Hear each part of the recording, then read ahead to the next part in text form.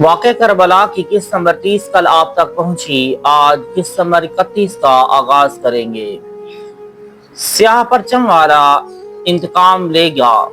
پھر فرمایا میرا دل اللہ تبارک و تعالی کے کرم کی امید میں بندھا ہوا قاصد کا منتظر ہے کہ ایک شخص مبدم بنی امیہ سے ہمارا انتقام لے گا۔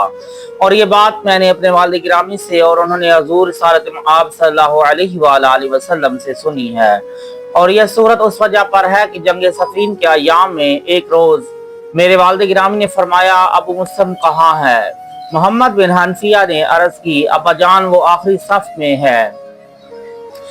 حضرت امیر علیہ السلام نے فرمایا میری مراد ابو مسلم فلانی نہیں بلکہ میرا مقصد اس لشکر والے سے ہے جو مشرق کی طرف سے سیاہ پرچم کے ساتھ نمودار ہوگا اور اس قدر جنگ لڑے گا کہ اللہ تبارک و تعالی اس کے وسیلہ سے حق کو مرکز میں قائم فرمائے گا۔ ان لوگوں کے لیے کیا اچھا وقت ہوگا جو دشمنان دین کو ہلاک کرنے اور ظالموں کا سر جھکانے کے لیے اس کی موافقت میں جدوجہد کریں گے۔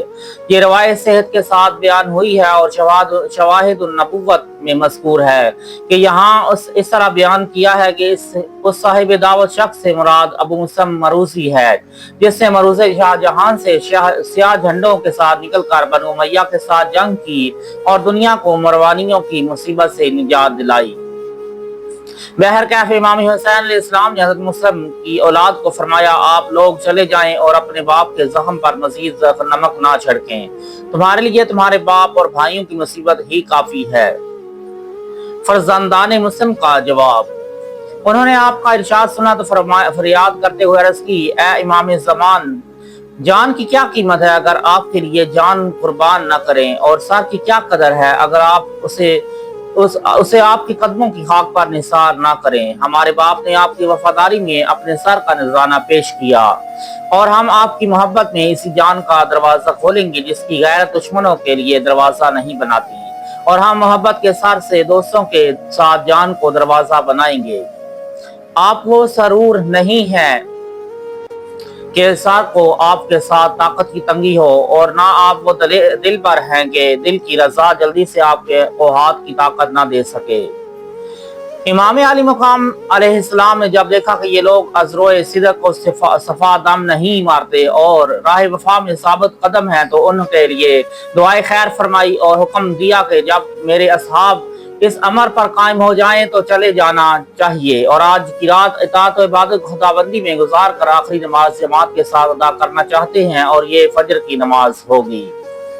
القصہ آپ کے خدام آپ کے خیمہ میں جا کر اور ادوائیہ میں مشغول ہو گئے اور اس تمام رات عرصہ زمین سے سوز دل کی فریاد چاند کے والا خانے تک پہنچتی رہی اور غریبان صحرائی مصیبت کے آنسوؤں کی نمی چشموں کے چشمے سے پچھتے ماہی تک پہنچتی رہی۔ نور الائمہ میں روایت آئی ہے کہ اوائل صبح ہی میں آسمان سے ہاتف غیبی کی آواز آئی اے اللہ کے دوست سوار ہو جا کہ کارزار کی گھڑیاں آ گئیں اور دار قرار کی منزل کو جانے کا وقت آ گیا۔ حضرت ام کلثوم سلام اللہ علیہا نے اہل بیت کرام کے ہوش گم کر لینے والوں اور فریاد کرنے والوں کا امام حسین اسلام کے خیمہ میں لاڈلا اور کہا پیارے بھیا خیمہ میں لا ڈالا اور کہا پیارے بھیا آپ نے آسمان سے آنے والی اس آواز کو سماعت فرمایا؟ امام علی مقام علیہ السلام نے فرمایا ہاں سنا، بلکہ اس سے پہلی سماعت میں نے اس سے بھی عجیب تر واقعہ دیکھا۔ پھر فرمایا وہ واقعہ یہ ہے کہ ایک دم آسمان سے نور باسراب میرے دماغ میں پہنچا اور میری نظر جان کے شگاف سے گلشن ملکوت کی نظارہ میں مشغول ہو گئی، اور میں اپنے نانا جان کا وارث ہونے کی حیثیت سے اس حال میں تھا، یعنی میں سوتا تھا اور میرا دل جاگتا تھا۔ میں نے دیکھا کہ مجھ پر کتوں نے حملہ کر دیا ہے اور میں ایک برس زدہ کتا ہے اور وہ سب کے سب مجھ پر غرا رہے ہیں۔ میں نے اپنے آپ سے کہا یہ مجھے ہلاک کر کے ہی دم لیں گے۔ میں اسی حال میں تھا کہ میرے جد امجد صلی اللہ علیہ وآلہ وسلم میرے سامنے نمودار ہوئے اور آپ نے فرمایا اے میرے بیٹے، اے شہید آل محمد، اور اے میرے بیٹوں میں سب سے زیادہ مظلوم تیری روح پاک کے استقبال کے لیے یہ ساکنان عالم والا اور مقربان مولا اعلیٰ آئے ہیں اور تجھے تیرے بہت بڑے مرتبے کی بشارت دیتے ہیں۔ کوشش کر کہ آج شام کو میرے ساتھ افطاری کرے اور توقف و تاخیر کو جائز نہ رکھنا۔ میں نے دیکھا کہ میرے نانا جان صلی اللہ علیہ وآلہ وسلم کے ہمراہ ایک فرشتہ ہے۔ آپ نے اس کی طرف متوجہ ہو کر فرمایا، اے حسین، تو اس شخص کو جانتا ہے؟ میں نے عرض کی، نہیں۔ آپ نے فرمایا، یہ آسمان سے سبز بوتل لے کر فرشتہ اترا ہے تاکہ بوتل میں تیرا خون ڈال لے۔ حضرت ام کلثوم رضی اللہ تعالی عنہا نے یہ خواب سنا تو رونے لگی۔ امام حسین علیہ السلام نے فرمایا، اے میری بہن، اہل بیت کو بلائیں اور یہ مقام رخصت ہے۔ پاس امام علی مقام علیہ السلام کے حرم محرم اور اولاد امجاد آپ کی خدمت اقدس میں حاضر ہو گئے۔ امام علی مقام علیہ السلام نے اپنے بیٹوں کو اپنے سامنے بٹھایا اور ان کے چہروں کو بوسے دیے اور اپنے چہرہ اقدس کو ان کے مبارک سینوں سے ملا اور ملا اور دل پر خون سے زار زار روتے ہوئے فرمایا، اے میرے جگر کے ٹکڑوں، میری جان تمہارے لیے جلتی ہے کہ ابھی تمہاری یتیمی کا وقت نہیں اور حسن یتیمی کے علاوہ تمہارے لیے در غریبی بھی ہے۔ میں نہیں جانتا کہ کیا کہوں اور تمہارے غم کو کیا کہوں۔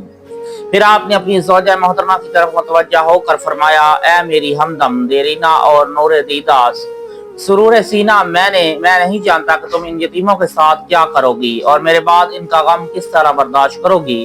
اس بات سے اہل بیت کرام نے فریاد و فغان شروع کر دی اور صبر سکون کی کشتی حیرت و غرقاب کے گرداب میں چکرانے لگی اور حزن مصیبت کے دریا کی موجیں اور فوجیں متلاطم و متراکم ہو گئیں۔ خاندان اہل بیت کے بزرگوں کے اندو غم سے زمانے کی آنکھ گریاں ہو گئیں اور اس نمغہ دلسوز سے دنیا کی زبان سے جگر خراش ترنم کا آغاز کر دیا۔